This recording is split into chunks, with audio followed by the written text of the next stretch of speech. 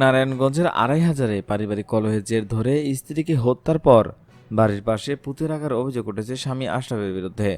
সোমবার দিনগত রাত ১১টার দিকে হত্যাকাণ্ডের আনুমানিক ৬ থেকে ৭ দিন পর উপজেলার বিষবন্দি ইউনিয়নের গাজীপুরা গ্রাম থেকে মরদেহটি উদ্ধার করেছে পুলিশ। নিহত মানজুরা উপজেলার গোপালদী পৌরসভার রামচন্দ্রী গ্রামে আবুল হোসেনের মেয়ে।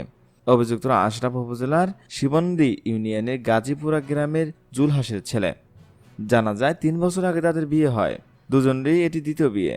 পারিবারিক কলহের জের ধরে তাদের মধ্যে ঝগড়া লেগেই থাকতো। এ কারণে স্ত্রীকে হত্যা করেছে স্বামী বলে জানা গেছে। ২৫০০ থানার ভারপ্রাপ্ত কর্মকর্তা এমদাদুল হক তৈয়ব জানান, এই ঘটনায় আশরাফ ও তার মা সেলিনাকে আটক করা হয়েছে।